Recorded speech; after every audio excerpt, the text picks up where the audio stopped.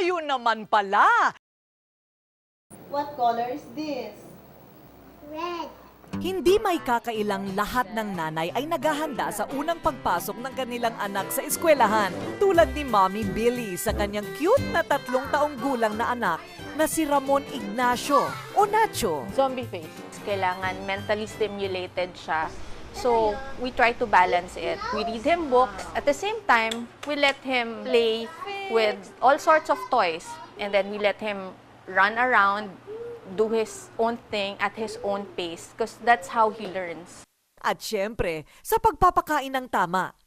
At birth pa lang, parang meron na silang dictated by genes, di ba? How smart they can be. So, it's up to the parents based on nutrition and then stimulation, buying the correct toys, exposing them to sports, to music. So, that's the correct age. Bukod sa masusustansyang pagkain, sinisiguro ni Mommy Billy na umiinom si Nacho ng gatas. Katulad ng maraming nanay na naniniwala sa mahalagang papel ng gatas sa pagpapatalas ng isipan o brain development. Ang mga utak ng mga batang nasa preschool age o edad 3 hanggang 6 na taon ay maihahalin tulad daw sa isang puzzle. Ayon sa mga eksperto, kakailanganin ng utak ang tamang kombinasyon ng nutrisyon.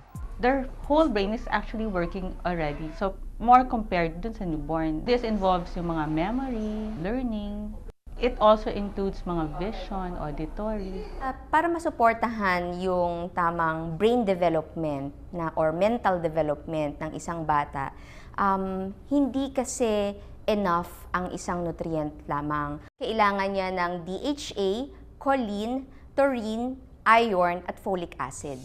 Bagamat ang mga brain nutrients na ito ay maaaring makuha sa iba't ibang pagkain, kumpiyansa na raw ang mga nanay na makukuha ng mga anak ang lahat ng mga ito sa pagbibigay ng isang partikular na gatas. Naku, ayun naman pala! So, milk formulas, they try to pattern all the nutrients based on breast milk, which is the gold standard. Meron talagang mga gatas na specially formulated or designed para makapag-provide ng mga brain nutrients na to.